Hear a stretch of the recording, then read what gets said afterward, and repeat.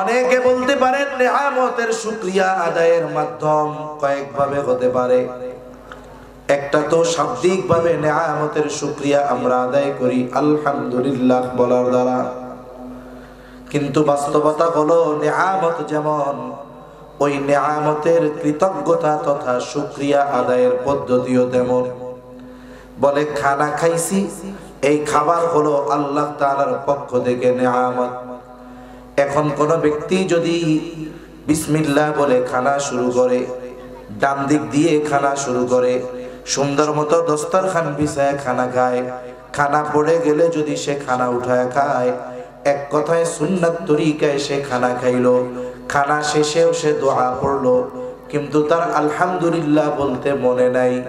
এখন যদি আমি আপনি মনে করি আলহামদুলিল্লাহ না বলার কারণে সে মনে হয় অকৃতজ্ঞ, বিষয়টা এমন নয়, বরং এই খানাটা নবীজির পদ্ধতিতে খাওয়ার কারণে অটোমেটিক সে শুকরিয়া আদায়কারীদের মধ্যে গণ্য হয়ে যায়। এই যে দ্বীনি মাহফিল, এটা আমাদের জন্য নেয়ামত। বলে আয়োজন করেছে আমাদের যুবক ভাইয়েরা।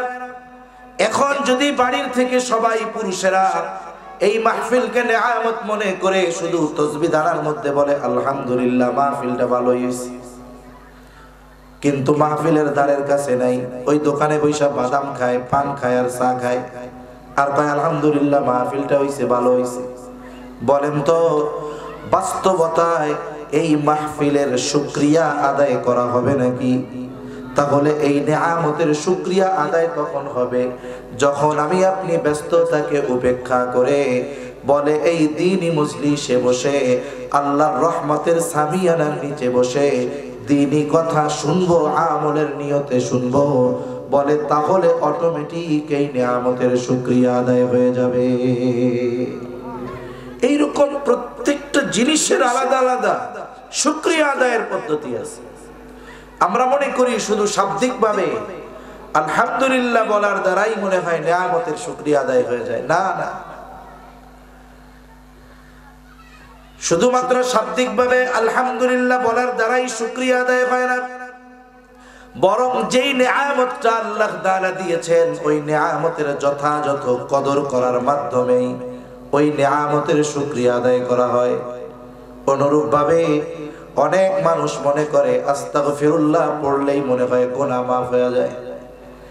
এই চিন্তা করে এক ব্যক্তি সারা হায়াত বলে 60 বছর শুধু মানুষের মেরে খাইছে, সম্পদের পাহাড়, কক্সবাজারে বাড়ি, চট্টগ্রামের বাড়ি, ঢাকায় বাড়ি, মানুষের সম্পদ মেরে খেয়ে সম্পদের পাহাড় করেছে। একদিন বয়ানের মধ্যে শুনতেছে উলামায়ে কেরাম বয়ান করতেছে, বলে যার হজ্জে মাবরুর নসিব হয়ে যায় ওই ব্যক্তি কেমন যেন সদ্য ভূমিষ্ঠ শিশুর ন্যায় প্রত্যাবর্তন করে ফিরে আসে। এখন চিন্তা করতেছে সারা জীবন পাপ তো কম করলাম না, মানুষেরটা তো কম মেরে খেলাম না, এক কাজ করি, হজ যদি কবুল হয়ে যায় তাহলে তো সব গুনাহ মাফ হয়ে যাবে। এই চিন্তা করে সে হজে চলে গেল। এখন প্রতি বছর হজে যায়, 2-3 মাস পর পর উমরায় যায়, আবার ওই মক্কা শরীফ মদিনা শরীফের আশেপাশের দোকানগুলোতে 1000 দানাওয়ালা তসবিহ পাওয়া যায়। দেখছেন না আপনারা? অনেকে নিয়ে আসে না 1000 দানার তসবিহ। এখনো চিন্তা করেছে আস্তাগফিরুল্লাহ পড়লে তো সব গুনাহ মাফ হয়ে যাবে, এক কাজ করি অতীতের গুনাহ হজের দ্বারা মাফ হবে, সাথে সাথে 1000 দানার একটা তসবিহ নিয়ে যাই, সারাদিন শুধু আস্তাগফিরুল্লাহ পড়ে। আগে মসজিদে ঢুকতো না, এখন মসজিদ থেকে বাইর হয় না, শুধু সারাদিন আস্তাগফিরুল্লাহ পড়ে। বলেন তো এই লোকটা যদি দৈনিক ওই তসবিহ 1000 বার খতম দেয়, 1000 বছরও যদি সে হায়াত পায়, বান্দার হক নষ্ট করার যে পাপ, যেই গুনাহ, আস্তাগফিরুল্লাহ পড়ার মাধ্যমে এই গুনাহ মাফ হবে নাকি? জোরে বলেন, মাফ হবে? তাহলে বুঝতে হবে যে কোন পাপ কোনটা করলে মাফ হয়। এজন্য তাওবা কবুলের জন্য যেমন আস্তাগফিরুল্লাহ পড়লেই হয় না, এর একটা পদ্ধতি আছে। নেয়ামতের শুকরিয়া এটা শুধু মুখ দিয়ে বললেই হয় না, বলে এরও পদ্ধতি আছে। একজন টাকার মালিক হইছে অনেক, আল্লাহ তাআলা বানাইছে টাকার মালিক, হালাল পন্থায় উপার্জন করে অনেক সম্পদের মালিক হয়েছে, নিয়ামত। এখন সে শুধু তাসবিহ দানা নিয়ে বলে আলহামদুলিল্লাহ আলহামদুলিল্লাহ আলহামদুলিল্লাহ, কিন্তু তার এই সম্পদের উপরে যাকাত আছে, সে যাকাত দেয় না, মানুষকে দান সাদকা করে না। বলেন তো, সম্পদ আছে আলহামদুলিল্লাহ বলে যাকাত দেয় না, গরিব অসহায়দেরকে দান সাদকা করে না, এই সম্পদ নামক নিয়ামতের শুকরিয়া শুধু আলহামদুলিল্লাহ বললে আদায় হবে নাকি? তাহলে কি করতে হবে? বলে এক ব্যক্তির আল্লাহ সম্পদ দিয়েছে, এই সম্পদ যদি সে যথাযথভাবে যাকাত দেয়, এই সম্পদ থেকে যদি মানুষদেরকে সহযোগিতা করে, বলে এই সম্পদের কারণে আলহামদুলিল্লাহ বলতে তার মনে নাই, কিন্তু যাকাত ঠিকমতো দিয়েছে, হারাম পন্থায় উপার্জন করে নাই, সাথে সাথে গরিব অসহায়দের সহযোগিতা করেছে, আলহামদুলিল্লাহ বলে নাই। বলেন তো, সে কি এই নিয়ামতের কারণে নাশকরগুজার হবে? না। এজন্য নিয়ামত যেমন তার ব্যবহারটা তেমন হতে হবে। একজন সুস্থ মানুষ, দেহে কোনো রোগ নাই, পরিপূর্ণ সুস্থ, মানুষের কাছে যায় বলে আলহামদুলিল্লাহ আমার চেয়ে সুস্থ আর কেউ নাই, কিন্তু এই সুস্থ দেহ নিয়ে সে কখনো মসজিদে আসতে পারে না, ভালো কাজে তার দৈহিক শক্তিকে ব্যয় করতে পারে না। বলেন তো, সে যত সুস্থতার নিয়ামতের শুকরিয়া আদায় করতে গিয়া আলহামদুলিল্লাহ আলহামদুলিল্লাহ তাসবিহ দানা নিয়ে যতই জপুক না কেন, বলে তার এই সুস্থতার যেই শুকরিয়া, এটা কখনোই আদায় করা হবে না। এজন্য মনে রাখতে হবে, দৈহিক সুস্থতা, দৈহিক নিয়ামত, দৈহিক কিছু ইবাদতের মাধ্যমে এই শুকরিয়া আদায় হয়। আর আর্থিক নিয়ামত বলে এটা ব্যয়ের মাধ্যমে শুকরিয়া আদায় হয়। মূল কথা আমি যেটা আপনাদের বোঝাতে চাইলাম, যেই নিয়ামত, ওই নিয়ামতের যথাযথ ব্যবহারের মাধ্যমেই মূলত ওই নিয়ামতের শুকরিয়া আদায় হয়। এই যে আমরা দ্বীনি মাহফিলের সুযোগ পাইছি, বলে এখানে আমরা আসবো, বসবো, শুনবো, এটা এই নিয়ামতের শুকরিয়া। আল্লাহ ইমানের মতো দৌলত দান করেছেন, বলে এই ইমান হেফাজতের জন্য যা করা দরকার আমরা করব, বলে এটা হলো ইমান নামক নিয়ামতের শুকরিয়া। বলে আল্লাহ আমারে সুস্থ রাখছেন, আমি আমার এই সুস্থতার দ্বারা আল্লাহর ইবাদত করব, বলে এটা সুস্থতার নিয়ামতের শুকরিয়া। বলে আল্লাহ আমাকে সম্পদ দিয়েছেন, আমার সম্পদ আমি ভালো কাজে ব্যয় করব, দ্বীনের কাজে ব্যয় করব, বলে এটা হলো সম্পদ নামক নিয়ামতের শুকরিয়া। ঠিক কিনা বলেন? এজন্য প্রত্যেকটা নিয়ামতের স্পেসিফিক আলাদা আলাদা শুকরিয়ার পদ্ধতি আছে। আলহামদুলিল্লাহ বলার দ্বারা বাস্তবিক অর্থে আমি যদি ওই নিয়ামতের যথাযথ ব্যবহার না করে আলহামদুলিল্লাহ বলি, এর দ্বারা ওই নিয়ামতের পরিপূর্ণ শুকরিয়া আদায় হবে না। এজন্য সম্মানিত উপস্থিতি, এই শরীয়ত, এই দ্বীন আমাদের কাছে নিয়ামত। কি জোরে বলেন, জোরে বলেন, কি নিয়ামত? শরীয়ত বুঝেন তো কি? এটা আল্লাহ তাআলার যত বিধি নিষেধ আছে এগুলো আমাদের উপরে কি বলেন? নিয়ামত। কথা কি বুঝেন? একটু জবাব দিতে হবে তো, নাকি কথা কঠিন হয়ে যাইতেছে? অনুপকারী কথা হচ্ছে নাকি আবার? তাহলে এই শরীয়ত আমাদের কাছে আল্লাহর পক্ষ থেকে কি? জোরে বলেন, নিয়ামত। নিয়ামত আওয়াজটা কি ছাড়া যাবে? আওয়াজটা ভাষায় দেন, রিভার্ব দিয়ে আওয়াজটা ছেড়ে দেন, আওয়াজটা টন টন করবে, মাইকের মতো করেন, ঠিক আছে? এইভাবে করে। তাহলে শরীয়ত আমাদের কাছে আল্লাহর পক্ষ থেকে নিয়ামত। এই টুইট কমান, টন দেন, বেস কমান, ভোকাল কমান, ভলিউম দেন, আর কিছু লাগবে না। তাহলে এই শরীয়ত আল্লাহ তাআলার পক্ষ থেকে আমাদের কাছে নিয়ামত, ঠিক কিনা? আল্লাহ রাব্বুল আলামিন আমার আপনার নবীর পূর্বে কোন নবীর কাছে শরীয়ত পূর্ণতার ঘোষণা আল্লাহ তাআলা দেন নাই, কিন্তু আল্লাহ তাআলা আমাদেরকে পরিপূর্ণ এক জীবন ব্যবস্থা দান করেছেন, পরিপূর্ণ এক দ্বীন আল্লাহ তাআলা আমাদের দান করেছেন। আল্লাহ তাআলা কোরআনুল কারীমের মধ্যে বলেন, সূরাতুল মাইদার ৩ নম্বর আয়াতের একটি অংশ এটা। আল্লাহ তাআলা বলেন, আল ইয়াউমা আকমালতু লাকুম দীনাকুম ওয়া আতমামতু আলাইকুম নি'মাতি ওয়া রাদিতু লাকুমুল ইসলাম দীনা। আল্লাহ তাআলা বলেন, আজকের এই দিন আমি তোমাদের জন্য তোমাদের দ্বীনকে পরিপূর্ণ করে দিলাম। আল-ইয়াওমা আকমালতু লাকুম দীনাকুম, তোমাদের জীবন ব্যবস্থাকে আমি আজকে পূর্ণাঙ্গ করে দিলাম।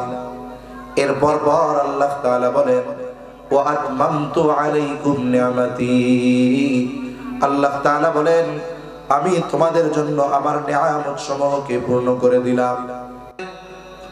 তাফসীরে মাআরিফুল কোরআনের মধ্যে এসেছে, খলিফাতুল মুসলিমিন হযরত ওমর রাদিয়াল্লাহু তাআলা আনহুর কাছে একজন ইহুদি আসলো। ইহুদি হযরত ওমর রাদিয়াল্লাহু তাআলা আনহুর কাছে এসে বলে, ও খলিফাতুল মুসলিমিন, আপনাদের কোরআনে এমন একটা আয়াত আছে যেটা আল্লাহ তাআলা আপনাদের নবীর উপরে নাজিল করেছেন।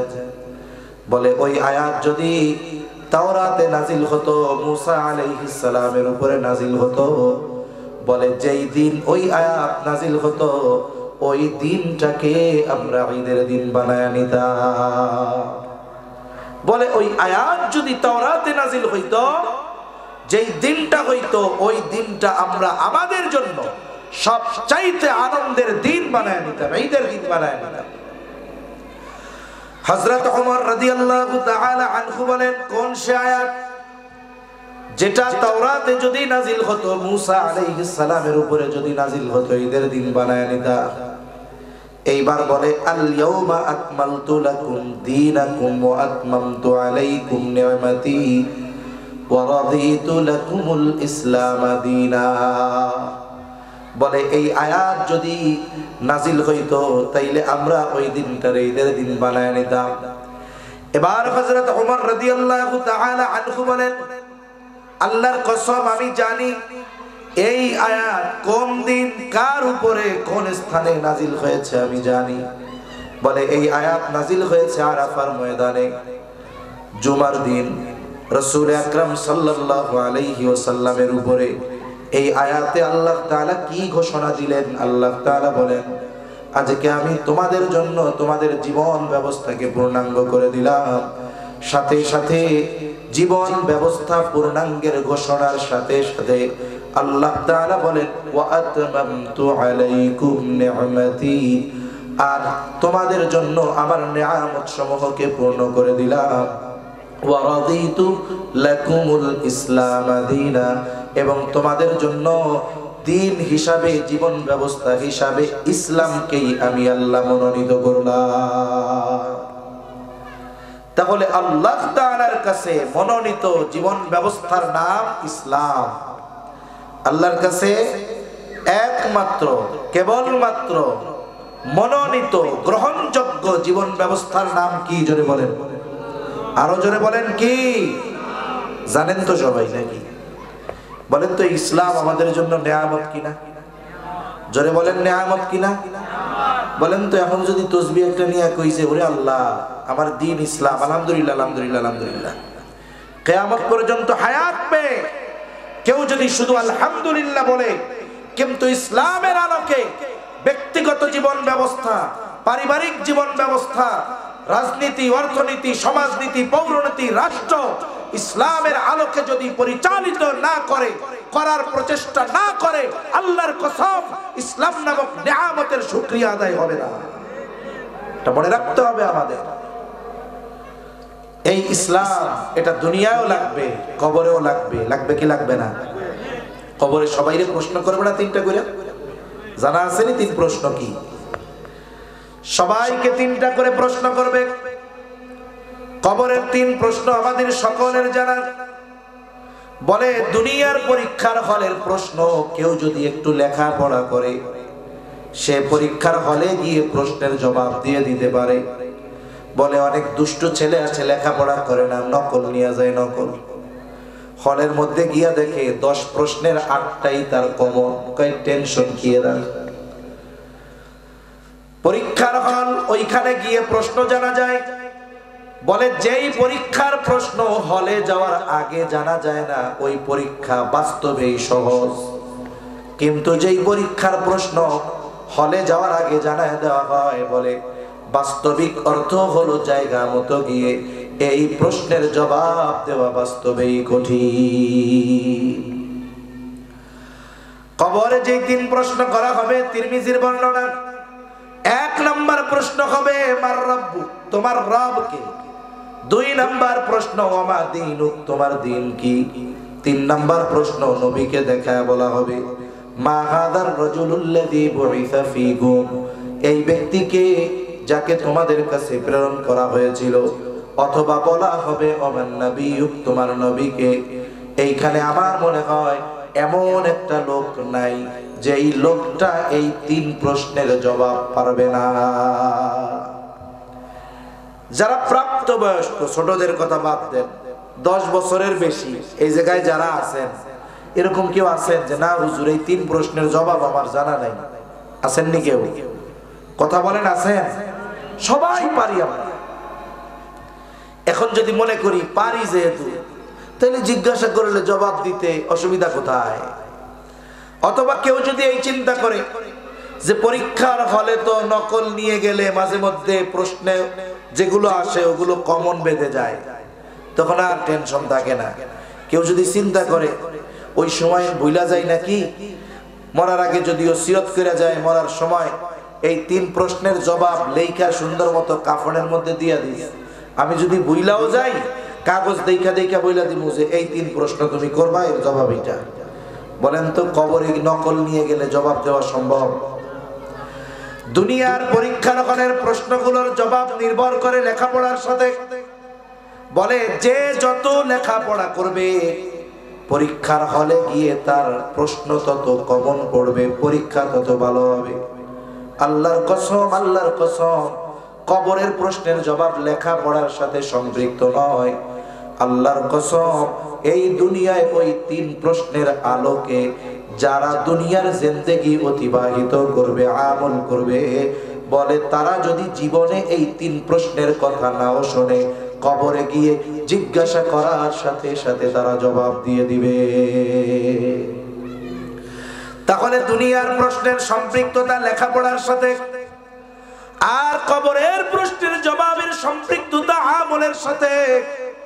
বলে এই 3 প্রশ্নের আলোকে আমরা দুনিয়ার জমিনে আমল করি নাই, যতই পড়ি জবাব দেওয়ার উপায় নাই। প্রথম প্রশ্ন আমার রব্বু, তোমার রবকে। বলেন তো আমাদের রবকে, জোরে বলেন। এত আস্তে নিয়ে আল্লাহর নাম কইলেন, জোরে বলেন রবকে, আরো জোরে বলেন কে।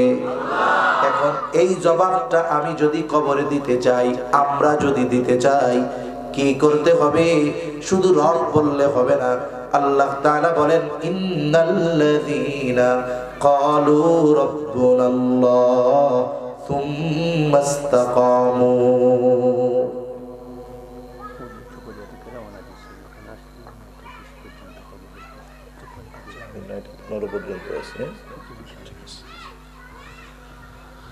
আল্লাহ রাব্বুল আলামিন কি বলেন? তিনি বলেন ইন্নাল্লাযীনা ক্বালু রাব্বুনাল্লাহ, নিশ্চয়ই যারা বলে আমাদের রব আল্লাহ।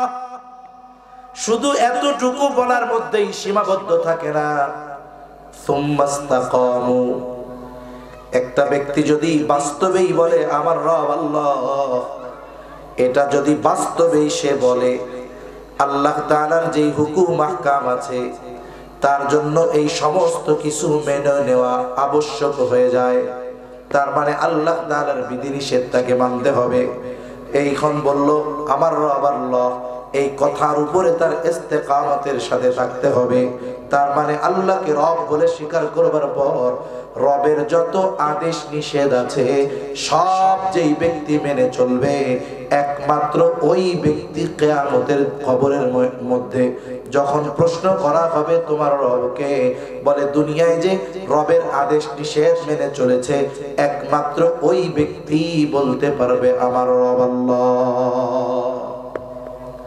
আপনি রব আল্লাহ মানছেন, বলছেন, স্বীকার করছেন, কিন্তু রবের হুকুম আহকাম আমি আপনি মানি নাই, রবের আদেশ মানি নাই, রবের নিষেধগুলো মানি নাই। তাহলে যতই বলি না কেন রব আল্লাহ, যতই মুখস্থ করি না কেন, রবুবিয়তের স্বীকৃতি দেওয়ার পর ওই রবের আদেশ নিষেধ যদি বাস্তব জীবনে আমলে পরিণত না করা হয়, কবরে গিয়ে জবাব দেওয়া সম্ভব? জোরে বলেন সম্ভব? সম্ভব না। এক মজলিসে সব কথা বিস্তারিত বলা যায় না। আমি চিন্তা করি একটা মানুষ কথা এখান থেকে শুনে গিয়ে কমপক্ষে নিজে চিন্তা করবে যে আসলে কি আমি আমার রবের সব হুকুম মানি, আসলেও কি আমি আমার রবের সব নিষেধ মেনে চলি। যদি জীবনের এই হিসাব এমন হয় যে হ্যাঁ সে তার রবের সব কথা মেনে চলে, সব নিষেধ মেনে চলে, তাহলে তো তার জন্য ভালোর উপরে ভালো। কিন্তু যদি কারো ব্যাপারে বিষয়টা এমন হয় যে এই চিন্তার পরে যে না, আমি তো আমার রবের নিষেধ ঠিক মতো মেনে চলি না, রবের আদেশগুলো বাস্তবায়ন করি না, করার প্রচেষ্টাও করি না, নিষেধগুলো থেকে বেঁচে থাকিও না, থাকার চেষ্টাও করি না, তাহলে আমি বলবো ভাই আপনার পা দুটো বাড়িয়ে দেন, আপনার পায়ে হাত দিয়ে বলি আপনি আপনার রবের আদেশ নিষেধের দিকে ফিরে আসেন। তা না হলে এই হায়াত যেদিন শেষ হবে, চোখ দুটো যেদিন বন্ধ হবে, এই প্রশ্নের জবাব আল্লাহর কসম আপনার জন্য দেওয়া সম্ভব হবে না।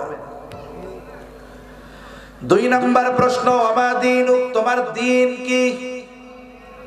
বলেন তো আমাদের দিন কি? জোরে বলেন, আরো জোরে বলেন কি? দিনুন শব্দের অর্থ হলো জীবন ব্যবস্থা।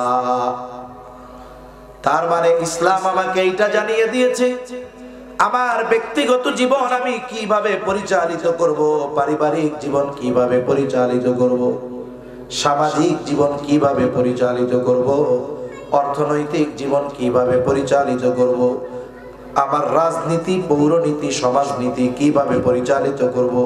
শুধু তাই না, আমি আমার রাষ্ট্র কিভাবে পরিচালিত করব, কোন অপরাধে কি শাস্তি হবে, কোন কাজে কি সিদ্ধান্ত হবে। বলেন তো জীবনের প্রতিটা ক্ষেত্রের সমাধান ইসলামের মধ্যে আছে না নাই? তাহলে যারা বলে ইসলামের রাজনীতি নাই, একজন ইসলামের রাজনীতি আছে কিন্তু করে না, কিন্তু স্বীকার করে সে গুনাহগার হলেও বেঈমান হবে না। কিন্তু কেউ যদি বলে ইসলামে রাষ্ট্র ব্যবস্থা পরিচালনার কোনো সিস্টেম নাই, কোনো তথ্য নাই, তাহলে আমি বলি তুমি 5 ওয়াক্ত নামাজ পড়ার পরেও বেঈমান, কোনো সন্দেহ নাই। ঠিক কিনা বলেন? এজন্য মনে রাখতে হবে, আমাদের দেশে অনেক নামাজি আমরা দেখছি অন্তরে সেকুলারিজম এত মোহাব্বত করে, তারা নামাজ পড়ে ঠিক, কিন্তু রাষ্ট্র ব্যবস্থা কোরআন সুন্নাহর আলোকে পরিচালিত হোক এটা তারা চায় না, খেলাফত ব্যবস্থা প্রতিষ্ঠিত হোক এটা তারা চায় না। আমাকে বলেন তো এই ধরনের নামাজির নামাজ এটা তাকে কবরের আযাব, জাহান্নাম থেকে বাঁচাতে পারবে? পারবে না। এজন্য মনে রাখবেন, কমপক্ষে যেই বিষয়গুলোর ব্যাপারে আল্লাহ এবং রাসূলের পক্ষ থেকে সুস্পষ্ট বিধান আছে, আমি আপনি যদি মানতে নাও পারি, কিন্তু ওই বিধান ওইটাকে অস্বীকার করার কোনো সুযোগ নাই। এজন্য একটা ব্যক্তি যদি নামাজ না পড়ে সে গুনাহগার হয়, রোজা না রাখলে গুনাহগার হয়, আল্লাহ যদি চায় তার হক মাফ করে দিতে পারে। কিন্তু কেউ যদি নামাজ রোজার ফরজিয়তকে অস্বীকার করে, কেউ যদি নামাজ রোজা নিয়ে তুচ্ছ-তাচ্ছিল্য করে, নিঃসন্দেহে তার ঈমান চলে যায়। এজন্য মনে রাখতে হবে, জীবনের প্রত্যেকটা ক্ষেত্রের সমাধান ইসলামের মধ্যে আছে। সেটা রাজনৈতিক হোক, সেটা পারিবারিক হোক, সেটা সামাজিক হোক, সেটা অর্থনৈতিক হোক, প্রত্যেকটা ক্ষেত্রের সমাধান আছে না নাই? এখন যদি কেউ বলে নাই, তাহলে সে কেমন যেন বলে ইসলাম অপূর্ণাঙ্গ। সে কি বলে? ইসলাম অপূর্ণাঙ্গ। কথা কি বুঝেন? তো জবাব দেন না কেন থেকে? নাকি কথা ভালো লাগতেছে না? অপ্রয়োজনীয় কথা হচ্ছে? তাহলে জবাব দেন। যে ব্যক্তি বলে ইসলামে রাষ্ট্র পরিচালনার পদ্ধতি নাই, তাহলে সেই ব্যক্তি কেমন যেন বলে ইসলাম অপূর্ণাঙ্গ জীবন ব্যবস্থা। এরকম হইল না কথাটা? কিন্তু আমার আল্লাহ কি বলেছেন? আল-ইয়াওমা আকমালতু লাকুম দীনাকুম ওয়া আতমামতু আলাইকুম নি'মাতি ওয়া রাদিতু লাকুমুল ইসলাম দীনা। আল্লাহ তাআলা বলেন, আমি তোমাদের জন্য তোমাদের জীবন ব্যবস্থা, তোমাদের দ্বীনকে পরিপূর্ণ করে দিলাম। আর আমি বলতেছি ইসলামের মধ্যে এইটা নাই, সেইটা নাই, ওইটা নাই। আমি বলি যে এই কথা বলে তার ঈমানটাও নাই। ইসলাম পরিপূর্ণ এক জীবন ব্যবস্থা। যেই ব্যক্তি ইসলামের আলোকে নিজের জীবনকে সুসজ্জিত করবে, কমপক্ষে যতটুকু আমার দ্বারা সম্ভব ততটুকু বাস্তবে পরিণত করতে হবে। যতটুকু আমার দ্বারা বাস্তবে পরিণত করা সম্ভব নয়, তবে ওইটার ব্যাপারে প্রচেষ্টা করতে হবে, তাহলে আখিরাতে বাঁচা যাইতে পারে। মনে করেন ব্যক্তিগত জীবনে ইসলাম প্রতিষ্ঠার ক্ষেত্রে আমাকে কেউ বাধা দেওয়ার আছে? আমি যদি দাড়ি রাখি, আমি যদি 5 ওয়াক্ত নামাজ পড়ি, আমি যদি সুন্নাতের আলোকে চলি, আমাকে বাধা দেওয়ার কেউ আছে? সাথে সাথে আমি আমার পরিবারকে যদি দ্বীনের উপরে চালাই, আমাকে বাধা দেওয়ার কেউ আছে? কেউ নেই। তাহলে কমপক্ষে আমি ব্যক্তিগত জীবনে, পারিবারিক জীবনে পরিপূর্ণ ইসলাম মেনে চলার অধিকার আমার আছে। হ্যাঁ, রাষ্ট্রীয়ভাবে ইসলাম প্রতিষ্ঠা যদি করতে চাই, আমার দ্বারা সম্ভব নয়, তবে আমার ইচ্ছা, আল্লাহ আপনি যদি তৌফিক দেন, রাষ্ট্রীয়ভাবে যদি ইসলাম প্রতিষ্ঠা হয়, তাহলে এটা আমাদের জন্য ভালো। সাথে সাথে আমার জায়গা থেকে আমি যদি ইসলাম প্রতিষ্ঠার জন্য আমার ব্যক্তিগত জীবনে, আমার পারিবারিক জীবনে, আমার সামাজিক জীবনে আমি যদি আমার চেষ্টা অব্যাহত রাখি, সাথে সাথে আশা রাখি যে আল্লাহ যদি সহযোগিতা করে হবে, আমার এই আশার কারণে, প্রচেষ্টা করার কারণে হয়তো কিয়ামতে আল্লাহর কাছে মাপ পাওয়া যাইতে পারে। এজন্য যতটুকু দ্বীন মানার ক্ষেত্রে কোনো বাধা নাই, এতটুকু যদি না মানি, কিয়ামতে বাঁচার কোনো উপায় নাই। আপনার ঘরের মা বোনেরা তারা যদি পর্দা করে চলে, কেউ তাদের বাধা দেওয়ার আছে? কেউ বাধা দেওয়ার নাই, কিন্তু তারা পর্দা করে না। তার মানে ইসলামের এই বিধানকে আমলে পরিণত করার সুযোগ থাকার পরেও তারা করতেছে না, এ ব্যাপারে আল্লাহ ছাড় দিবেন না। এজন্য যতটুকু ইসলাম আমার আপনার জীবনে, বাস্তবিক জীবনে প্রয়োগ করার সুযোগ আছে, এতটুকু করতে হবে। বাকি যতটুকু বাস্তবিক জীবনে প্রয়োগ করার সুযোগ নাই, তবে প্রচেষ্টার সাথে সাথে ইচ্ছা রাখতে হবে যে এই বাংলাদেশ সহ গোটা পৃথিবী কোরআন সুন্নাহর আলোকে পরিচালিত হোক। এই ইচ্ছা যদি না থাকে, কিয়ামতের ময়দানে আল্লাহর কাছে ধরা পড়া লাগবে। এবং যারা ইসলাম প্রতিষ্ঠার জন্য প্রচেষ্টা করে, এদের সমর্থন দিতে হবে, তা না হলেও ধরা পড়তে হবে। কমপক্ষে যদি এইভাবে আমরা জীবনটা চালাইতে পারি, কবরে যদি প্রশ্ন করে আমার দ্বীন, আশা করা যায় জবাব দেওয়া যাবে যে আমার দ্বীন ইসলাম। কমপক্ষে আমি তো আমারটুকু মেনে চলার চেষ্টা করেছিলাম, আমি তো বাকি সমস্ত কিছু প্রতিষ্ঠিত হোক এ ব্যাপারে ইচ্ছুক ছিলাম। আল্লাহর কাছে হয়তো জবাব দেওয়া যাবে, কবরে হয়তো জবাব দেওয়া যাবে আমার দ্বীন ইসলাম। আর যদি আমি বেপরদায় চলে, নামাজ না পড়ে, নিজে যতটুকু দ্বীন মানতে পারি, হারাম হালাল থেকে না বেঁচে আমি যদি কবরে যাই, আমার দ্বারা জবাব দেওয়া সম্ভব নয় যে আমার দ্বীন ইসলাম। এজন্য যতটুকু দ্বীন মেনে চলা সম্ভব আমরা মানব তো ইনশাআল্লাহ। এজন্য কি দরকার? বলে মসজিদগুলো সময়ের সাথে সাথে মুসল্লি হারা হইতেছে। যদি মানুষ দ্বীন মানত, তাইলে সময়ের সাথে সাথে মসজিদের কাতারগুলো আরো ভর্তি হতো, ঠিক কিনা বলেন? এজন্য এই যুবকদের প্রতি আমার অনুরোধ থাকবে যে আপনারা বছরে একটা মাহফিল করার মাধ্যমে, কিছু সামাজিক কর্মকাণ্ড করার মাধ্যমে আপনাদের এই বিষয়টাকে সীমাবদ্ধ রাখলে হবে না। বরং যেই তরুণ যুবকেরা আছেন, আপনাদের উদ্দেশ্য তো এমন হবে যে আমরা আমাদের এলাকার যুবক তরুণ যারা আছে, এরা একজনও যেন বেনামাজি না থাকে, এই ব্যবস্থাপনাও গ্রহণ করা দরকার, ঠিক কিনা বলেন? আপনি এই একটা মাহফিল দেওয়ার চাইতে, আল্লাহর কসম করলে ভুল হবে না, একটা মাহফিল দেওয়ার চাইতে আপনারা যদি 2টা মানুষকে নামাজি বানাতে পারেন, এই রকম হাজার মাহফিলের চাইতেও অতি উত্তম প্রতিদান আল্লাহ আপনাদের দিবে। এজন্য এই দ্বীনি মজলিসগুলো কায়েম করার সাথে সাথে সমাজের মানুষগুলো কিভাবে দ্বীনমুখী হয়, এই প্রচেষ্টাও প্রত্যেকটা এই ধরনের যুব সংগঠনদের করা দরকার আছে না নাই? যুবকরা যদি ঐক্যবদ্ধ হয় যে আমাদের ছোট ভাই যারা আছে, তরুণ যারা আছে, একটাও বেনামাজি থাকতে পারবে না। প্রত্যেক বাড়ির যিনি তরুণ যুবক নামাজি, ওর আন্ডারে থাকবে এই 10 জন। নামাজ না পড়লে খোঁজ নেওয়া হবে, কেন আসো নাই, কেন যাও নাই। যদি এইরকম একটা সমাজ হয়েই যায়, একটু চিন্তা করেন তো ওই সমাজটা কত সুন্দর হবে। যেই সমাজে ফজরের আজান হলো, একেবারে বুড়া বুড়া সবাই ঘুম থেকে উঠে গেল, যুবক তরুণ ঘুম থেকে উঠে গেল। জুমার দিন যেমন জুমার নামাজে মসজিদ ভরপুর, ফজরের নামাজ ওই রকম মসজিদ ভরপুর হবে। একটু চিন্তা করেন তো ওই পরিবেশটা কত সুন্দর হবে। যখন ফজরের পরে রাস্তা দিয়ে মুসল্লিরা হাঁটবে, মানুষের ঘরে ঘরে কোরআন তিলাওয়াত হবে, মসজিদের মধ্যে আমাদের ছোট ছোট সোনামণিরা মক্তবে কায়দা পড়বে, কোরআন শিখবে। একটু চিন্তা করেন যে এই পরিবেশটা যদি বাস্তবে পরিণত হয়, আল্লাহর কসম আত্মার প্রশান্তি লাভ করা যাবে, ঠিক কিনা বলেন? তাহলে পরিপূর্ণ দিন যদি না মানে, তাহলে কবরে জবাব দিতে পারবে না দিন আমার ইসলাম। 3 নাম্বার প্রশ্ন, নবীকে দেখায় বলা হবে মা হাযার রাজুলুল্লাযী বুইসা ফীকুম, ওই ব্যক্তিকে যাকে তোমাদের কাছে প্রেরণ করা হয়েছিল। অথবা জিজ্ঞাসা করা হবে ওমান নাবিয়ুকা, তোমার নবীকে।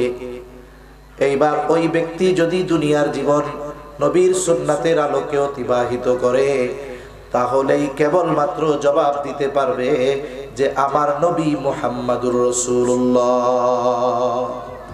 এছাড়া নবীর আদর্শ অনুসরণ অনুকরণ ছাড়া, নবীর সুন্নাত মেনে চলা ছাড়া কবরের মধ্যে এই 3 প্রশ্নের জবাব দেওয়া সম্ভব নয়। আসুন, আমি যেখান থেকে গিয়েছিলাম এত কথা, যে আল্লাহ তাআলা আমাদেরকে এমন এক জীবন ব্যবস্থা দান করেছেন, যেই জীবন ব্যবস্থা পূর্ণাঙ্গ। ইহুদিরা কি বলছে, যদি এই ঘোষণা আমাদের ব্যাপারে দেওয়া হতো, যেই দিন আল্লাহ দিতেন ওই দিনটাকে আমরা ঈদের দিন বানায় ফেলতাম। কিন্তু আফসোস, আমরা এক পরিপূর্ণ জীবন ব্যবস্থা পাওয়ার পরেও, আল্লাহ প্রদত্ত জীবন ব্যবস্থা পাওয়ার পরেও, এই জীবন ব্যবস্থার আলোকে আমরা আমাদের জীবনকে সুসজ্জিত করতেছি না। এটা আমাদের জন্য আফসোসের বিষয়, ঠিক কিনা বলেন? এখন আসেন, এই আয়াতাংশে একটা গুরুত্বপূর্ণ মেসেজ আছে। আল্লাহ তাআলা এই জায়গায় বলেছেন আল ইয়াউমা আকমালতু লাকুম দীনাকুম ওয়া আতমামতু আলাইকুম নি'মাতি। আল্লাহ তাআলা দিন পরিপূর্ণতার ঘোষণার সাথে সাথে নিয়ামতের পরিপূর্ণতার ঘোষণা দিয়েছেন। কেন? বুজুর্গানে দিন বলেন, যেই মানুষগুলো পরিপূর্ণ দিন মেনে চলবে, শুধুমাত্র কেবলমাত্র একমাত্র তারাই আল্লাহর পরিপূর্ণ নিয়ামত ভোগ করতে পারবে। তাহলে আল্লাহর পক্ষ থেকে আমরা নিয়ামত পাবো কতটুকু? বলে আমরা দিন মেনে চলবো যতটুকু। আমি যতটুকু ইসলামের মধ্যে ইনক্লুড হব, ইসলামের মধ্যে অন্তর্ভুক্তি আমার যত বেশি হবে, আল্লাহর পক্ষ থেকে তত বেশি নিয়ামত আমার দিকে আসতে থাকবে। আমি যদি ব্যক্তিগত জীবনে পরিপূর্ণভাবে ইসলামের মধ্যে ইনক্লুড হয়ে যাই, তাহলে আল্লাহ আমাকে ব্যক্তিগতভাবে নিয়ামত দিবেন। আমরা যদি পারিবারিকভাবে পরিবারের সবাই পরিপূর্ণ দিন মেনে চলি, তাহলে পরিবারের সবাইকে আল্লাহ তাআলা ওই পরিমাণ নিয়ামত দিবেন।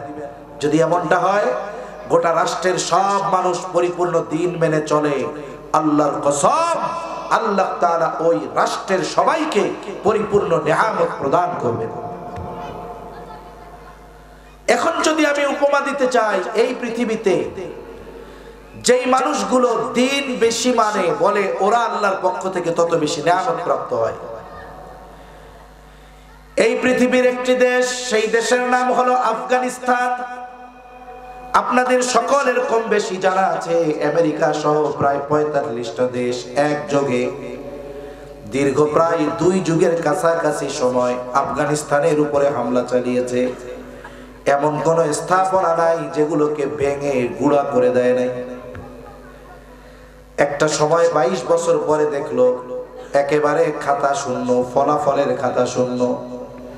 22 বছর লড়াই করে ওই নিরস্ত্র খালি পাওয়ালা লোকগুলোর বিরুদ্ধে কুলায়া উঠতে পারে নাই।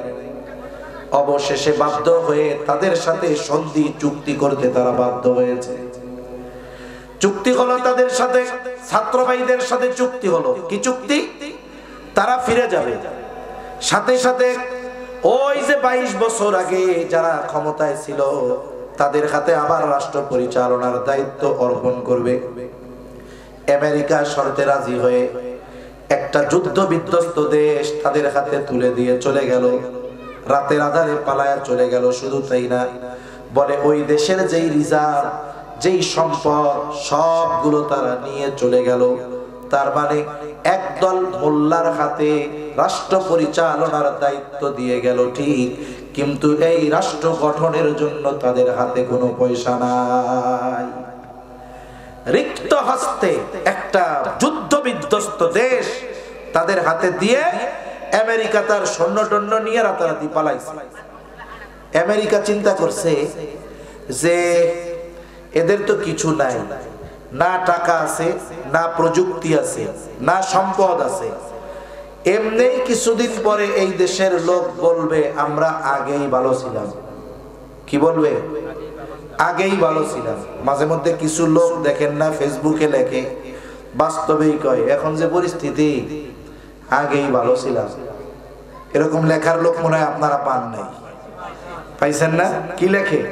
আগেই ভালো ছিলাম। মরিচের দাম 200 টাকা কেজি, কয় আগেই ভালো ছিলাম। গত বছর তো 1200 টাকা করে কেজি খাইছি আমরা। তা যাই হোক, ওরা চিন্তা করছে যে মোল্লাদের হাতে দিছি, এরা তো আধুনিক না, এরা এই দেশ পরিচালনা করতে পারবে না। এমনিই মানুষেরা বলবে আগেই ভালো ছিল। কিন্তু এই দেশের পরিচালনা যাদের হাতে দেওয়া হয়েছে এদের সম্পদ নাই, রিজার্ভ নাই, কিন্তু এই মানুষগুলো ছিল এই পৃথিবীর সবচাইতে বড় প্রকৃত ইমানদার আর মুত্তাকি। ঠিক কিনা বলেন? তাদের হয়তো সম্পদ ছিল না, জাগতিক আসবাব ছিল না, কিন্তু ঈমানের মতো দৌলত তাদের ছিল। ঈমানি কুওয়াত যদি তাদের না থাকতো, এই 45টা রাষ্ট্রের পৃথিবীর সর্বাধুনিক সামরাস্ত্রের বিরুদ্ধে 2 যুগ তাদের টিকে থাকা এটা ছিল অসম্ভব। ঈমানের জোরে তারা টিকে থাকছে। আপনারা আমার কাছে মনে হতে পারে আধুনিক বিশ্বে যেটা কিভাবে পসিবল, বাস্তবিক অর্থ আমরাও যদি সেই ঈমান আর তাকওয়া অর্জন করতে পারি, সংখ্যায় যদি কম হই, আমরা যদি 15 কোটিও হই, আমাদের পাশের 150 কোটির কেউ যদি আক্রমণ করে, ঈমানি শক্তি যদি আল্লাহর কসম আমাদের ঠিক থাকে, সংখ্যায় যত বেশি হোক না কেন ঈমানের কাছে পরাজিত হতে তারা বাধ্য হবে, কোনো সন্দেহ নেই। আমাদের ইতিহাস, বদরের ইতিহাস, যেখানে 1000 সশস্ত্র সমরাস্ত্রে সুসজ্জিত 1000 কাফেরের বিরুদ্ধে লড়াইতে গেছে 313 জন। প্রচন্ড গরম, ওই বছর রোজা ফরজ হয়েছে। সংখ্যায় যদি কম হয়, অস্ত্রের দিক দিয়ে যদি বলবান হয় তাহলে কোনো ব্যাপার না, কিন্তু মুসলমান সংখ্যায় 3 ভাগের 1 ভাগ। আবার অবস্থা কি? সর্বোচ্চ 3, 4, 5টা তলোয়ার তাদের কাছে, ঘোড়াও নাই, তীর বর্ষা নাই, লৌহ বর্ম নাই, যে অস্ত্রের আঘাত আসলে এই লৌহ বর্মের দ্বারা তাদের দেহ সুরক্ষিত থাকবে, কিছুই নাই। বলে খালি পায়ে হাতের মধ্যে পাথর নিয়ে রোজা রেখে প্রচন্ড গরমে 1000 সশস্ত্র কাফেরের বিরুদ্ধে লড়াই করতে গেছে 313 জন। বলে যদিও তাদের কাছে অস্ত্র ছিল না, কিন্তু ওই 313 জনের ঈমানি পাওয়ার এত ছিল, আমার তো মনে হয় ওই সময় যদি গোটা পৃথিবী 313 জনের বিরুদ্ধে লড়াই করত, তাদের এই ঈমানি শক্তির কাছে তারা পরাজিত হয়ে যাইত। এজন্য মুসলমানদের মূল পাওয়ার হলো ঈমানের মধ্যে। এটা আমরা হারাই ফেলছি। এটা আমাদের জন্য বড় দুঃখের বিষয় যে আমাদের মূল শক্তির উৎস যেটা, এটা আমরা দুর্বল করে ফেলেছি। আফগানিস্তানের হাতে ক্ষমতা দিয়ে চলে গেছে যে এদের তো পয়সা নাই, কেমনে চালাবে? কিন্তু এই মানুষগুলো ঈমানের দিক দিয়ে এই পৃথিবীর সর্বোচ্চ স্তরের মানুষ, এ কথা বললে ভুল হবে না। তাকওয়ার দিক দিয়ে সর্বোচ্চ স্তরের মানুষ, এ কথা বললেও ভুল হবে না। আর আমার রবের ওয়াদা হলো, আল্লাহ তাআলা বলেন, ওয়ালাউ আন্না আহলাল কুরা আমানু ওয়াত্তাকাউ লাফাতাহনা আলাইহিম বারাকাতিম মিনাস সামাই ওয়াল আরদ।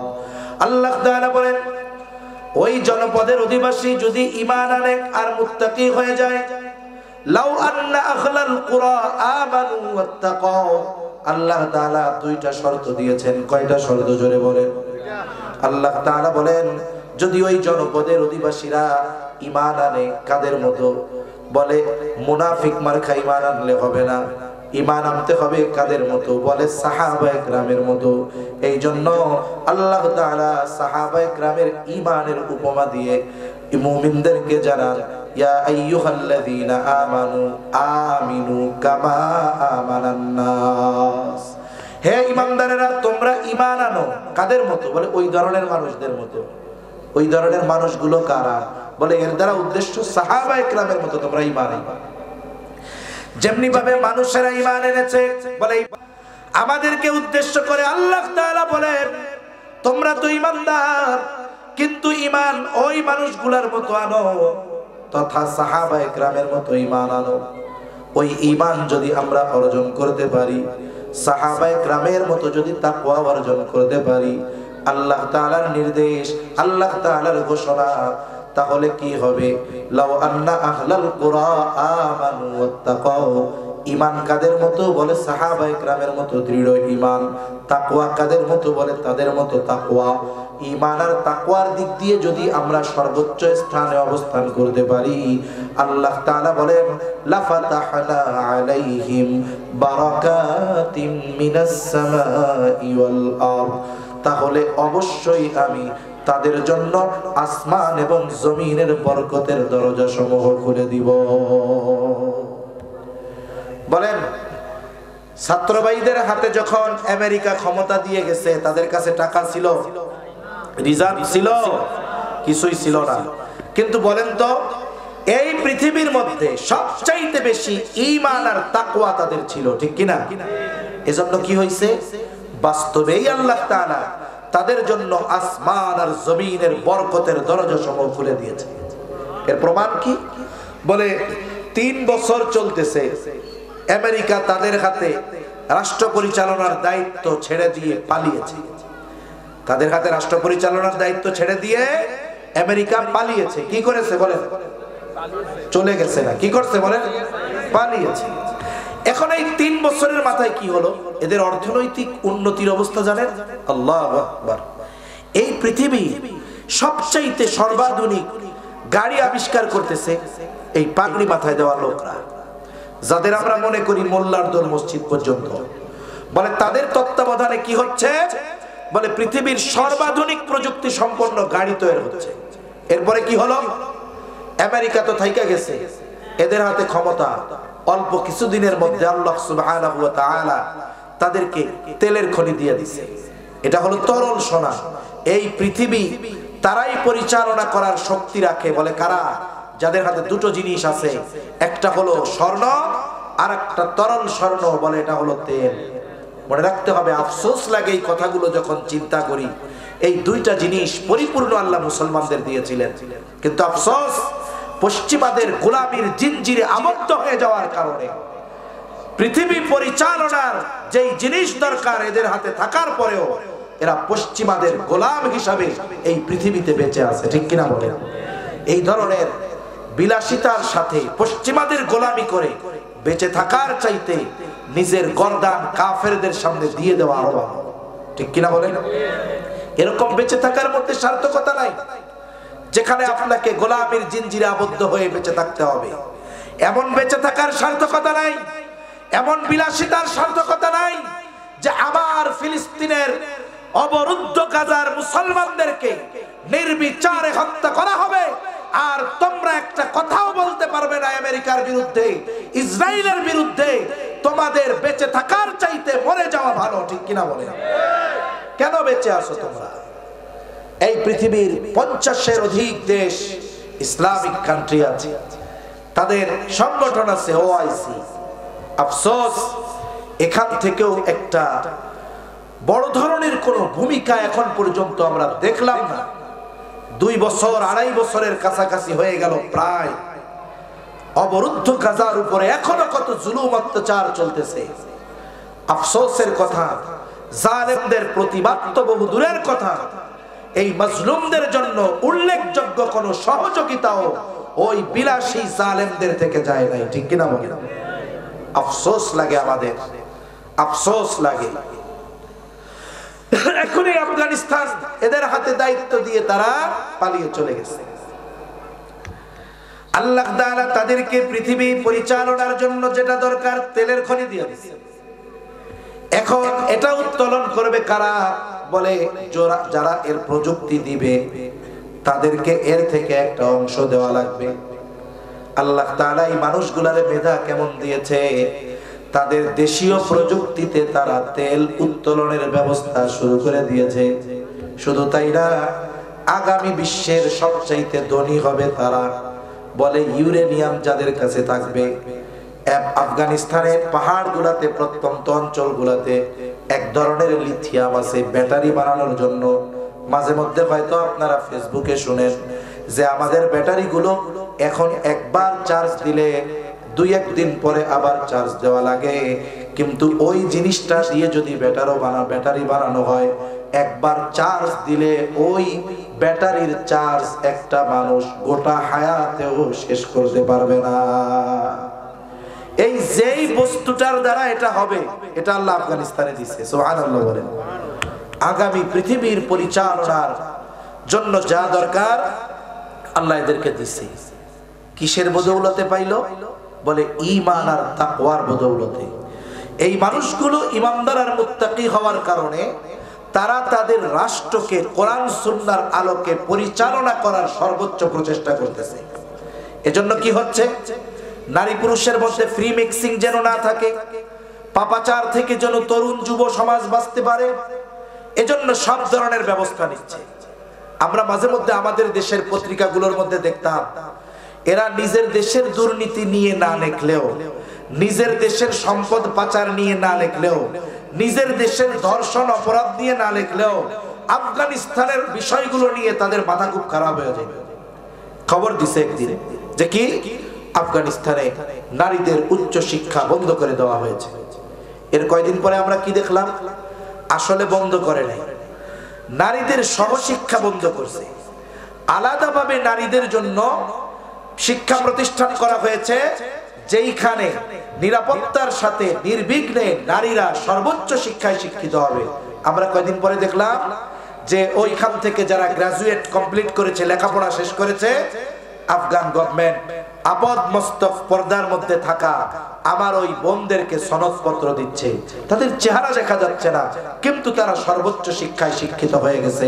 এজন্য যারা বলে যে পর্দা হলো উন্নতি অগ্রগতির ক্ষেত্রে বাধা, শিক্ষার ক্ষেত্রে বাধা, এই কথা বলে অনেক সময় আমাদের দেশেও আমাদের বোনেরা যখন স্কুলে যায়, আমাদের মেয়েরা স্কুলে যায়, তাদের হিজাব খুলে ফেলতে চায়, তাদের নেকাব খুলে ফেলতে চায়।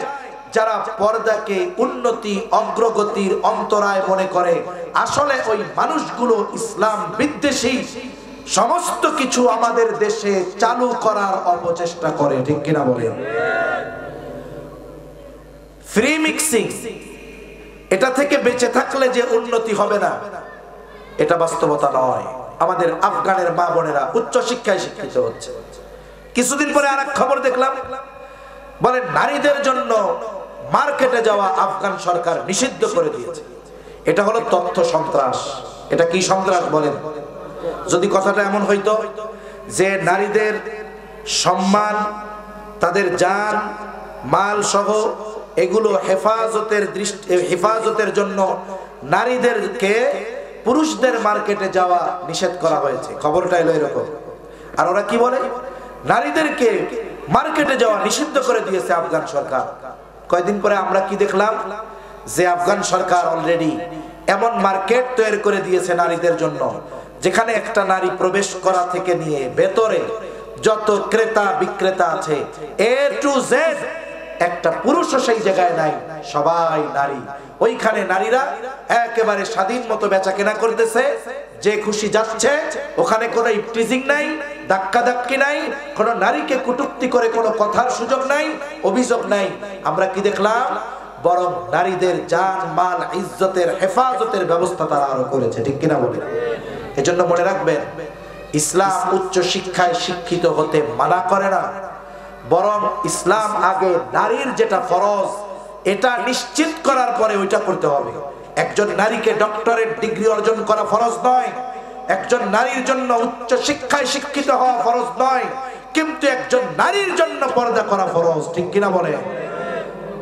একজন নারী যেন নির্বিঘ্নে নিরাপত্তার সাথে সে পথ চলতে পারে এটা নিশ্চয়তা করা গভর্নমেন্টের জন্য জরুরি, তাকে উচ্চ শিক্ষায় শিক্ষিত করা জরুরি চাইতে। ঠিক কিনা? আফগান সরকার এটা করতেছে। এজন্য কি হলো, কোরআন সুন্নাহ মেনে চলার চেষ্টা করার কারণেই আল্লাহ তাআলা আসমান এবং জমিনের বরকতের দরজা খুলে দিয়েছে। মরুভূমির মধ্যে তারা কৃত্রিম ভাবে চাষাবাদের জন্য খাল দিচ্ছে। মনে রাখবেন, একটা দেশ স্বয়ং সম্পূর্ণ কখন হয়? বলে পদ্মা ব্রিজ, ফ্লাইওভার আর মেট্রো রেল থাকলে না। আপনার যদি খাবার না থাকে মেট্রো রেল খাবেন, পদ্মা ব্রিজ খাবেন, ওই কর্ণফুলী টানেল খাবেন? একটা রাষ্ট্রকে যদি স্বনির্ভরশীল করতে হয় সবচাইতে গুরুত্ব দিতে হয় চাষাবাদের উপরে, আবাদের উপরে। অথচ আমরা কি দেখি, আমরা যদি অন্যান্য দেশ থেকে কোনো কাঁচা তরকারিও আমদানি বন্ধ হয়ে যায় আমাদের দেশে ওটার দাম হু হু করে বেড়ে যায়।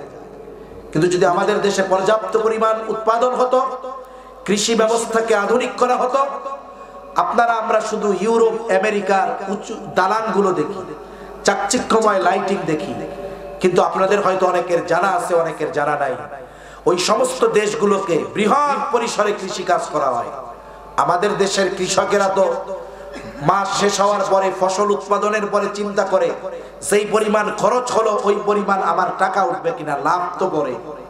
কিন্তু ওই সব দেশের কৃষক যারা সর্বাধুনিক প্রযুক্তি ব্যবহার করে, কৃষক যে সে হেলিকপ্টারে চড়ে তার ফসল দেখাশোনা করে, আধুনিক প্রযুক্তিতে পানি দেওয়ার ব্যবস্থা থাকে, অথচ আমাদের দেশে কৃষকদের উপরে জুলুম চলে। সিন্ডিকেটবাজি কি হয়? বলে ঠাকুরগাঁওয়ে এইবার লাউ বাম্পার হয়েছে, উৎপাদন বাম্পার ফলন লাউয়ের, একটার পিস হলো মাত্র 2 টাকা। কয় টাকা? ওইটা ঢাকা আসতে আসতে হয়ে যায় 80 টাকা। তার মানে দেখুন কয় দিক দিয়ে কাটে। 1 নাম্বার যারা উৎপাদন করলো তাদের গলা কাটলো, 2 নাম্বার সর্বশেষ যারা কিনলো তাদের গলা কাটলো। চাষি দাম পেল না আর গ্রাহক এটাকে বেশি দামে কিনলো। এটা কেন হলো? বলে এটা আমাদের অব্যবস্থাপনার কারণে। কিন্তু আমরা যদি গুরুত্ব দিতাম, আমাদের উৎপাদনের গুরুত্ব দিতাম, চাষাবাদের গুরুত্ব দিতাম, তাহলে কি হতো? বলে আমরা আমাদের নিজেদের চাহিদা পূরণ করে এরপরে আমরা বাইরে রপ্তানি করতে পারতাম। আর একটা জিনিস, আমাদের দেশের দুষ্টু চক্রের লোক যারা, সিন্ডিকেট যারা, কিছু কিছু সময় দেশে পরিপূর্ণ পর্যাপ্ত পরিমাণ ফলন হওয়ার পরেও তারা বাইরে থেকে আমদানি করে। আমদানির মাধ্যম কেন করে? বলে এর মাধ্যমে মূলত টাকা পাচার করে।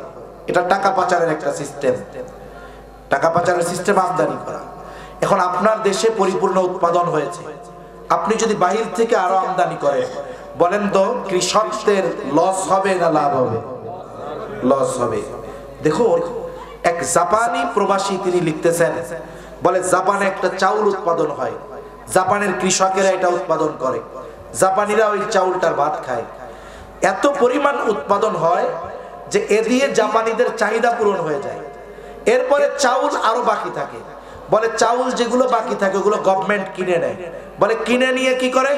বলে এগুলোকে দিয়ে অন্য কোনো কাজে লাগায় ফেলে। কেন করে? এগুলো জমা রাখতো আগামী বছরের জন্য, তা রাখে না। কেন? বলে আমি যদি জমা রেখে দেই, আমি যদি বাইরে থেকে চাউল আমদানি করি, তাহলে আমার দেশের কৃষকেরা উৎপাদন করতে নিরুৎসাহিত হবে। বরং জাপান সরকার চাউল আমদানি নিষিদ্ধ করে দিয়ে যদি উৎপাদন প্রয়োজনের চাইতে বেশি হয় ওগুলোকে নিজে কিনে নিয়ে কৃষকদের থেকে বেশি দামে চাউল কিনে তাদেরকে উৎপাদনের প্রতি উৎসাহ প্রদান করে। এই যে দেখুন, আপনারা লবণের চাষ করেন, তাই না? আচ্ছা, এই লবণগুলোই তো এক সময় প্রসেসিং হয়ে প্যাকেটের মধ্যে, এখন প্যাকেট লবণের কেজি কত? 42 টাকা হয়। আপনারা কয় টাকা কেজি বিক্রি করেন? হ্যাঁ, কয় টাকা? ধরেন 10 টাকায়। আপনাদের এই লবণটাই তো প্রসেস হয়। মনে করেন প্রসেসিং এ কয় টাকা খরচ হয়? আমি সর্বোচ্চ খরচ কেজিতে 5 টাকা ধরলাম, তাও হবে না। তাহলে এই লবণের পেছনে কোম্পানির খরচ হচ্ছে 15 টাকা, সে লাভ করতেছে এইখানে প্রায় 30 টাকা। কিন্তু যদি এমন হতো 42 টাকা বা 45 টাকাই কেজি বেচুক, কিন্তু আপনাকে যদি সে 20 টাকা দাম দিত, বলেন তো তাহলে আপনারাও বাঁচতেন, অন্যরাও এটা আরো উৎপাদনে উৎসাহী হইতো, ঠিক কিনা বলেন? কিন্তু সিস্টেম সব গড়বড়। মনে রাখবেন, যতক্ষণ না ইসলাম পরিপূর্ণভাবে প্রতিষ্ঠিত হচ্ছে ততক্ষণ পর্যন্ত কোনো সিস্টেম ঠিক হবে না, এ ব্যাপারে কোনো সন্দেহ নেই। যে কথার থেকে গেলাম যে ওই মরুভূমির মধ্যে আফগানিস্তান কৃত্রিম খাল তৈরি করতেছে, কেন? যাতে করে কৃষিকাজ, সেচের জন্য পানি দরকার, এটা তারা করতেছে। আবার দেখুন, তারা তাদের ফলের বাগান থেকে জুস উৎপাদন করেছে, পৃথিবীব্যাপী সাড়া ফেলেছে তাদের জুস। আমাদের বাংলাদেশেও মানুষ উৎসাহী হয়ে এক এক ক্যান অনেক দাম দিয়ে কিনে খায়। কেন খায়? আবার দেখুন, এটার ইম্পোর্ট করা যাইতেছে না, কেন? বলে তাদের যে পরিমাণ উৎপাদন হয়, এই উৎপাদনের অধিকাংশ নিয়ে যায় আমেরিকা। আমেরিকা জানে যে এই মানুষগুলো যেই জুস বানাচ্ছে এর মধ্যে প্রিজারভেটিভ থাকবে না, ইন্ডাস্ট্রিয়াল কেমিক্যাল থাকবে না। আপনি আপনার সন্তানকে বাজার থেকে কত মোহাব্বত করে জুস কিনে দেন, খাওয়ান না আপনারা? প্রাণের ম্যাঙ্গো জুস, 100% ম্যাঙ্গো জুস। 100% মিথ্যা কথা।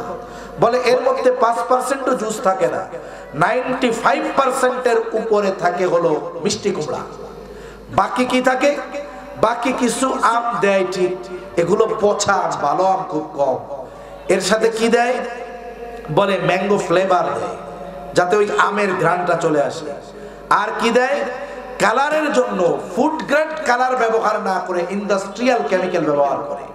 আপনি আপনার বাচ্চাকে কন্টিনিউ খাওয়াবেন এগুলো, এক সময় সে ক্যান্সারে আক্রান্ত হয়ে যাবে। চিন্তা করে দেখেন, আমেরিকা জানে যে এই আফগানি মোল্লারা এরা ভেজাল দিবে না, এজন্য যখন তারা জুস উৎপাদনের ঘোষণা দিয়েছে, সবচাইতে বড় আমদানিকারক তাদের থেকে আমেরিকা। তারা সবচাইতে বেশি জুসগুলো নিয়ে যায়। তাহলে চিন্তা করেন, এই দুনিয়ায়, এই স্মার্ট দুনিয়ায়, ডিজিটাল দুনিয়ায় এই মানুষগুলো ঈমান আর তাকওয়ার উপরে থাকার কারণে আল্লাহ সুবহানাহু ওয়া তাআলা তাদের জন্য আসমান জমিনের বরকতের দরজা খুলে দিয়েছে।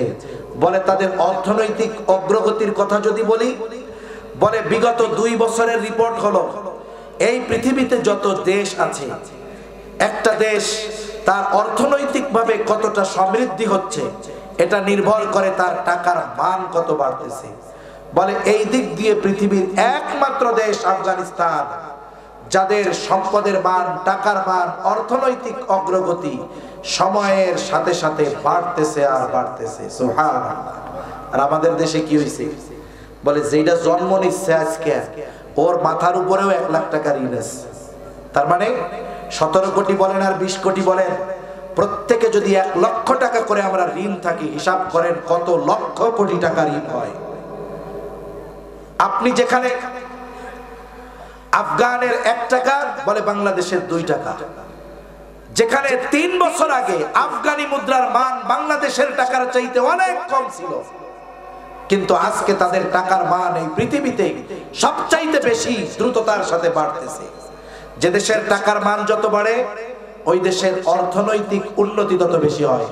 যেমন কিছুদিন আগেও আমাদের দেশে ডলারের দাম 70-80 টাকা ছিল, তখন আপনি যেই দামে জিনিস পাইতেন, এখন যখন ডলারের দাম বেড়ে গেছে, $1 কিনতে 130 টাকা খরচ করা লাগে।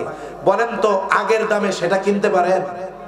আপনি 5 বছর আগে, 4 বছর আগেও স্বর্ণের ভরি ছিল 22 ক্যারেটের 60, 62, 64 হাজার টাকা। এখন কত? বলে দাম হয়ে গেছে দ্বিগুণ। এর দ্বারা কি বুঝলেন? আমার আপনার টাকার মান কমেছে, অর্থনৈতিক অবস্থা দিন দিন ডাউন হচ্ছে, আফগানিস্তানেরটা দিন দিন আপ হচ্ছে।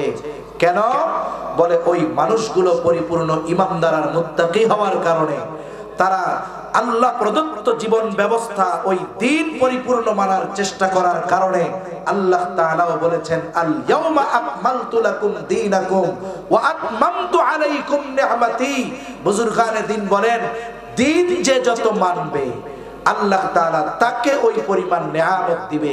ওরা দিন মানতেছে, আল্লাহ তাআলা ওদের জন্য নেয়ামতের খাজানা খুলে দিচ্ছে। ঠিক কিনা বলেন? এখন আমরা যদি আমাদের ব্যক্তিগত জীবনে উন্নতি চাই, পারিবারিক জীবনে উন্নতি চাই, রাষ্ট্রীয় জীবনে উন্নতি চাই, আমরা যদি চাই ইসলাম আসার পরে যেমন একটা নারী সুদীর্ঘ পথ গভীর রাতে একাকী অতিক্রম করলেও একটা পুরুষ তার পথরোধ করে দাঁড়ানোর মতো ছিল না, এই রকম এক পরিবেশ যদি চাই, সমাজ ব্যবস্থা যদি চাই, রাষ্ট্র ব্যবস্থা যদি চাই, বলেন তো ইসলামের বিকল্প আর কোনো কিছু আছে? মনে রাখবেন, আগামী বিশ্বের লড়াই ইসলাম আর কুফরের লড়াই, ইসলাম আর অন-ইসলামের লড়াই। এজন্য মুসলমানদের প্রস্তুত থাকতে হবে। রাসূল সাল্লাল্লাহু আলাইহি ওয়াসাল্লামের যত ভবিষ্যৎবাণী আছে এগুলো বাস্তবে পরিণত হবে আজ অথবা কাল। আমি আপনি যদি সেই বিষয়গুলোর জন্য মেন্টালিটি প্রস্তুত না থাকি, মানসিক প্রস্তুতি যদি আমাদের মধ্যে না থাকে, যেমন সাম্প্রতিক সময়ে আলোচনা তো আগেও হয়েছে, আপনারা সাম্প্রতিক সময়েও গজওয়াতুল হিন্দের কথা শুনেছেন। এটা নবী বলেছেন, এটা সংগঠিত হবে আজ অথবা কাল। কিন্তু আমাদের মুসলমান সন্তানেরা যদি ওই বিষয়ের ব্যাপারে বেখবর থাকে, এক সময় দেখা যাবে ওই জালেমদের সাথে যুদ্ধ যারা করতে যাবে তাদেরকে উল্টা জঙ্গি হয়ে বসবে। ঠিক কিনা বলেন? এজন্য প্রত্যেকটা ইমানদারের এই কথা জানা দরকার, মুশরিকদের সাথে চূড়ান্ত লড়াইয়ের সময় নিকটবর্তী হচ্ছে। হতে পারে আমাদের সময়ও সংগঠিত হতে পারে, হতে পারে নেক্সট প্রজন্মের জন্য হতে পারে, কিন্তু আমার আপনার সন্তানদেরকে এই জন্য ঈমান এবং তাকওয়ার শিক্ষা দিয়ে রাখতে হবে। মেন্টালিটি প্রস্তুত তাদেরকে রাখতে হবে, মেন্টালি প্রস্তুত রাখতে হবে। তাদেরকে হাট্টিমাটিম টিম গল্প না শুনিয়ে, কবিতা না শুনিয়ে সাহাবায়ে কেরামের বীরত্ব কথা ইতিহাস তাদেরকে শোনাতে হবে। ঠিক কিনা বলেন? ওদের মধ্যে যেন বিরুতা কাজ না করে যে জালেম আমার উপরে যদি অস্ত্র চালিয়ে দেয় আমি পালায়ে যাব, এই চিন্তা যেন না আসে। বরং মুতার যুদ্ধে যেমন একের পর এক ইসলামের পতাকা উড্ডয়ন রাখার জন্য একের পর এক যেমন তারা জীবন দিয়ে দিয়েছে, আমার আপনার সন্তানেরাও যেন ভবিষ্যতে ইসলামের উপরে যদি আঘাত আসে আর যদি জালেমদের বিরুদ্ধে লড়াই করতে হয়, তারা যেন পিঠ প্রদর্শন করে না পালিয়ে বুক প্রদর্শন করে ওই জালেমের বিরুদ্ধে লড়াই করে। এইভাবে আমাদের আগামী প্রজন্মকে গড়ে তুলতে হবে। ঠিক কিনা বলেন? এজন্য আমাদের ঈমানের দাম বোঝা দরকার, ঈমানের কদর করা দরকার, তাকওয়া অর্জন করা দরকার, ইসলামের মধ্যে পরিপূর্ণ অন্তর্ভুক্ত হওয়া দরকার। আল্লাহ তাআলা এই জন্য বলেন, ইয়া আইয়ুহাল্লাযীনা আমানু দুখুলু ফিস সিলমি কাফা, হে ঈমানদারেরা তোমরা পরিপূর্ণভাবে ইসলামের মধ্যে অন্তর্ভুক্ত হয়ে যাও। আমরা যদি ইসলামে অন্তর্ভুক্ত হই, আমাদের রাষ্ট্র যদি পরিপূর্ণ ইসলামে অন্তর্ভুক্ত হয়, পরিপূর্ণ দ্বীন যদি মানি, তাহলে পরিপূর্ণ নিয়ামত আমাদের দিবেন কে? জোরে বলেন কে? সেজন্য আমরা যদি নিয়ামত চাই, মসজিদগুলো যেন কাতার খালি না থাকে, কোন বাড়িতে যেন প্রাপ্তবয়স্ক কোন যুবক বেনামাজি না থাকে, আমার কোন মা, আমার কোন বোন যেন বেপরদায় না চলে।